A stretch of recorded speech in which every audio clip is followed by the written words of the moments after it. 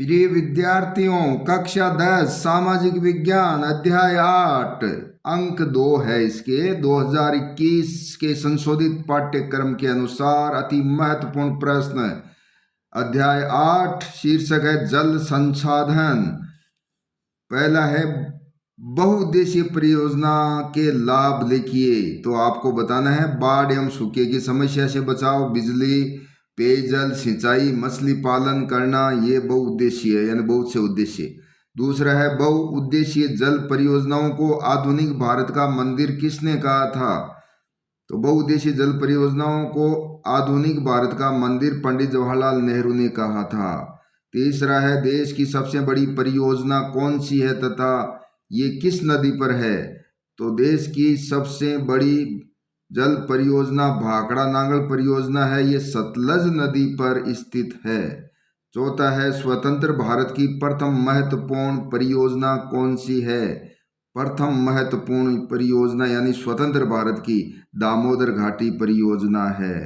पांचवा है बंगाल का शोक किस नदी को कहा जाता है?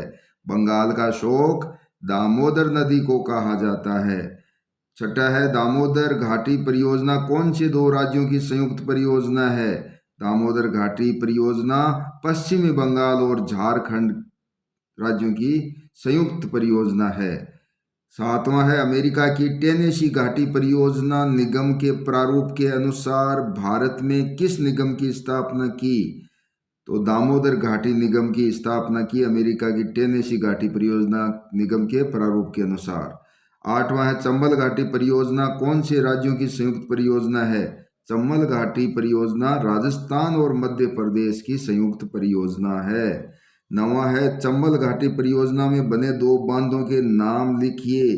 तो दो बांध गांधी सागर बांध, राणा प्रताप सागर बांध, जवाहर सागर बांध, इनमें से दो के नाम ध्यान में रखने हैं। 10वां है हीराकुंड परियोजना किस राज्य में और किस नदी पर स्थित है? उड़ीसा राज्य में है हीराकुंड परियोजना और महानदी पर स्थित है। ये नदी उड़ीसा का शोक भी कहलाती है। तो उड़ीसा का शोक किस नदी को कहते हैं? तो आपको महानदी बतानी है, महानदी। अच्छा, इसी प्रकार 11वां है विश्व का सबसे लंबा बांध कौन सा है? तो विश्व का सबसे लंबा बांध हीराकुंड बांध है। इसी प्रकार से इंदिरा गांधी नहर परियोजना की विशेषताएं बताइए। ये नहर सतलज एवं रावी के संगम पर स्थित हरिके बैराज से निकाली गई है। ये नहर एशिया की सबसे बड़ी मानवकृत या मानव निर्मित नहर है, इंदिरा गांधी नहर। 13वां है इंदिरा गांधी नहर परियोजना के उद्देश्य लिखिए। तो राजस्थान में थार मरुस्थल में पेयजल आपूर्ति, इसी प्रकार बंजर या व्यर्थ भूमि के उपयोग के लिए तथा अंतर्राष्ट्रीय सीमा पर आबादी बसाने के उद्देश्य से नहर को निकाला गया है। 14वां है माही बजाज सागर परियोजना कौन से राज्यों की संयुक्त परियोजना है? तो ये राजस्थान और गुजरात की परियोजना है। इसी प्रकार माही बजाज सागर परियोजना से कौन से आदिवासी जिलों को लाभ मिल रहा है? डूंगरपुर और बांसवाड़ा को लाभ मिल रहा है माही बजाज सागर परियोजना से। 16वां है कौटिल्य के अर्थशास्त्र के अनुसार चंद्रगुप्त मौर्य ने कौन सी झील का निर्माण करवाया था? तो उस झील का नाम है सुदर्शन झील। 17वां है सिटी ऑफ स्टेप वेल्स किस शहर को और क्यों कहा जाता है? City of step wells Bundi शहर को कहा जाता है क्योंकि बावड़ियों की अधिकता है, वहाँ पे बावड़ियों की अधिकता के कारण कहा जाता है। खड़ीन किसे कहते हैं? इसमें पहाड़ी भागों में कच्ची अथवा पक्की मेड़ या दीवार बनाकर वर्षा काल में बहते हुए जल को रोका जाता है, वो खड़ीन होती है।